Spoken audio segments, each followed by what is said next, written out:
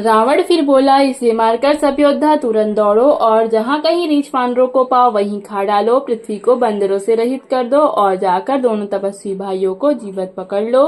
रावण की ये कोप भरे वचन सुनकर तब युवराज अंगद क्रोधित होकर बोले, तुझे गाल बजाते लाज नहीं आती? अरे निर्लज, अरे कुलनाशक, गला काटकर आत्महत्या करके मर जा। मेरा बल देखकर भी क्या तेरी छाती नहीं फटती?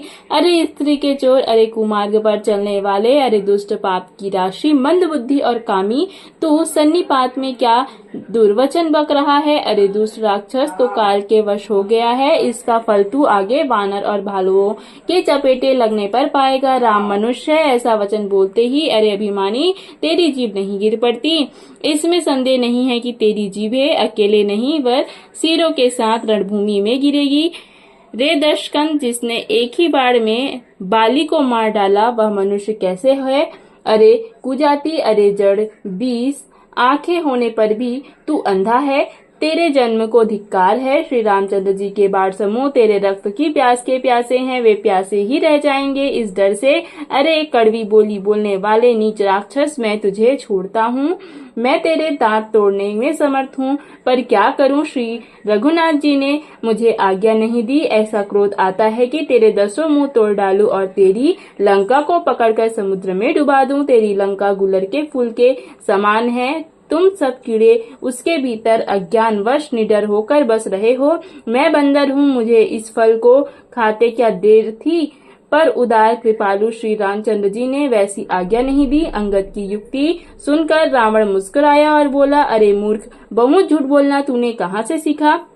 बाली ने तो कभी ऐसा गाल नहीं मारा। जान पड़ता है तू तपस्वियों से मिलकर लबार हो गया है। अंगद ने कहा, अरे 20 भुजा वाले, यदि तेरी 10 जीभें मैंने नहीं उखाड़ ली तो सचमुच मैं लबार ही हूँ। श्री रामचंद्र जी के प्रताप को समझकर स्मरण करके अंगद क्रोधित होकर उठे और उन्होंने रावण की सभा में प्रण करके दृढ़ता के साथ पैर रोक दिया और कहा, अरे मूर्ख, यदि तू मेरा चरण हटा सके तो श्री राम जी लौट जाएंगे। मैं सीता जी को हार गया। रावण ने कहा, हे सब वीरों सुनो, पैर पकड़कर बंदर को पृथ्वी पर पछाड़ दो।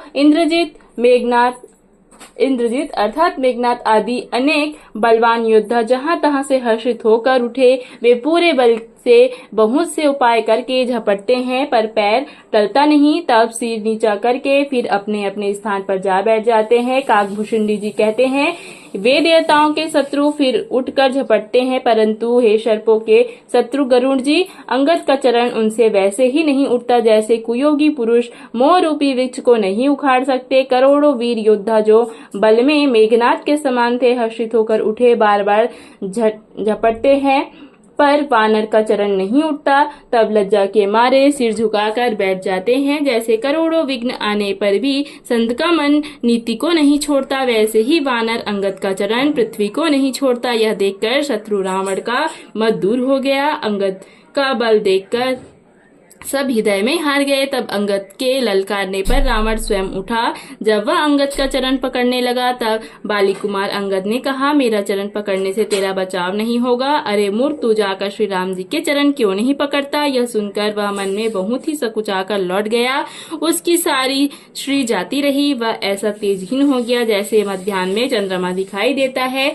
वह सिर नीचा करके सिंहासन पर जा बैठा जैसे सारी संपत्ति गंवा कर बैठा हो। श्री रामचंद्र जी जगत भर के आत्मा और प्राणों के स्वामी हैं, उनसे विमुख रहने वाला शांति कैसे पा सकता है? शिव जी कहते हैं, हे उमा, जिन श्री रामचंद्र जी के भ्रूविलास अर्थात भौहों के इशारे से विश्व उत्पन्न होता है और फिर विनाश को प्राप्त होता है, जो तृण को वज्र और वज्र को तृण बना देते हैं, अर्थात अत्यंत निर्बल को महान प्रबल और महान प्रबल को अत्यंत निर्बल कर देते हैं, उनके दूत का प्रण कहो कैसे टल सकता है? फिर अंगद ने अनेक प्रकार से नीति कही, पर रावण ने नहीं माना, क्योंकि उसका काल निकट आ गया था। शत्रु के गर्व को चूर करके अंगद ने उसको प्रभु श्री रामचंद्र जी का सुयश सुनाया और फिर वह राजा बाली का पुत्र यह कहकर चल दिया, रणभूमि में तुझे खेला खिला कर ना मारूं, तब तक अभी पहले से क्या बड़ाई करूं? अंगद ने पहले ही उसके पुत्र को मार डाला था। वह संवाद सुनकर रावण दुखी हो गया। अंगद का प्रण सफल देखकर सब राक्षस भय से